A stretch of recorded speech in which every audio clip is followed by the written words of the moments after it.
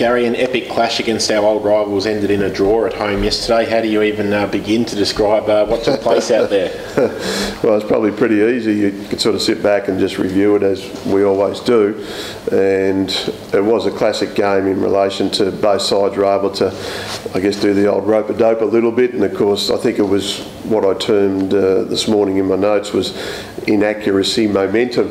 And obviously we could have been a bit lucky that they weren't further in front at half time. We had a lead. We're obviously reasonably efficient, but they'd missed some gettable goals. And then we were able to get the game back on our terms in the third quarter, and we kicked 3 goals 7. And I thought just before three-quarter time they got a little bit of momentum with a goal, and we were going in 17 points in front, so there were chances that were lost. And then they were very dominant in that last quarter for most of it.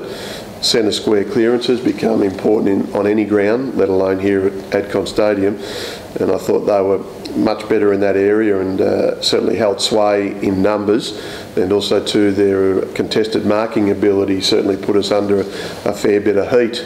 And I'm not sure when I look back on the game that there were a real good spread of contributors. I think that's probably pretty much known when you look at just the raw numbers, and I thought Shannon Lang just was absolutely brilliant and outstanding, and Eli Templeton to a lesser degree, Cal Sewell and maybe Junior O'Sullivan in the forward line, but they're probably outside that wasn't too many. Benny Jolly was pretty solid throughout the course of the match, but you only get a handful of winners on the day. It does come back to make it look like we haven't overall had a good day, but we still take 2 points out of it, and we got some great learnings out of what we didn't do well.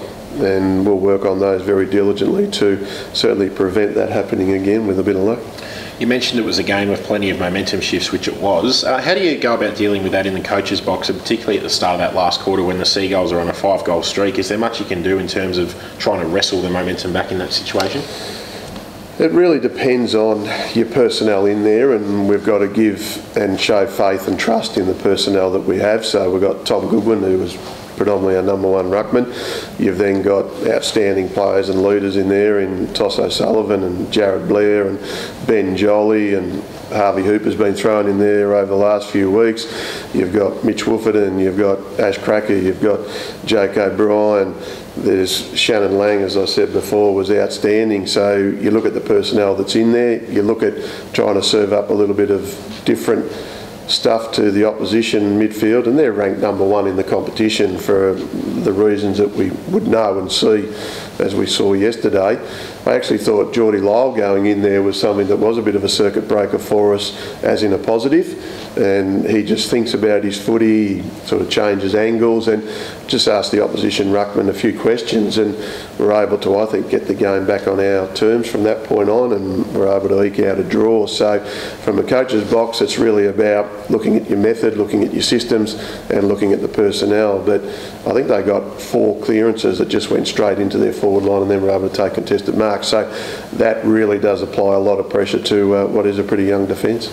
And you've already mentioned Shannon Lang. He just goes from strength to strength every week, wasn't he? And he was a pretty clear-cut best on ground as the Frank Johnson tribute medalist, and I'm sure it was a pretty easy decision for the Johnson family to make after the game yesterday. Oh, I would have thought so, mate. Geez, he was outstanding, and I've been in this cape, 40-odd years, and I thought it was just brilliant. He had, over 30 possessions. I think he had 9 tackles, clearances, and a really important goal. And it's just great to see. I'm just really loving the way Shannon's going about his work and the output he's actually having for us at the minute.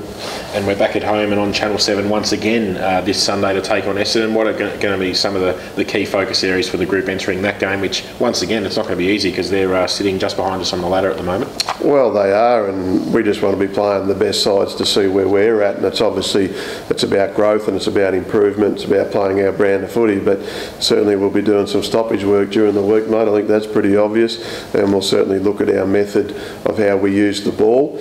Williamstown are pretty much a one-on-one side too, and they obviously really are quite good in that area of the ground. Like, they kept us to 74 points for. We obviously scored 93 as an average this year, and we were able to keep them to 74 obviously, and defensively they normally keep sides to around about that 67 point mark. So there's certainly a lot of areas that we need to work on, and we've got a good week to do that. We'll lick our wounds, we'll plan our attack as we normally do. It's more about us than obviously Essendon from that point of view, and we've now gone 8 games in a row, 7 and 1 draw, so it's a bloody good return from what the boys are doing. We brought Jake O'Brien in this week, so he's number 39 for the season, and the guys have just been showing me that they're really keen to develop and educate, and they want to keep giving something back to how the group's going. So we'll do what we always do, mate. We'll look forward to Essendon with some confidence and positivity, and just keep improving. Well, Gary, we won't say congratulations or bad luck yesterday given the circumstances of the draw, but we'll move on pretty quickly onwards and upwards to the Bombers in round 12. For sure, mate. It's a bit of a half feeling, isn't it, eh? To get 2 points. So look forward to next week.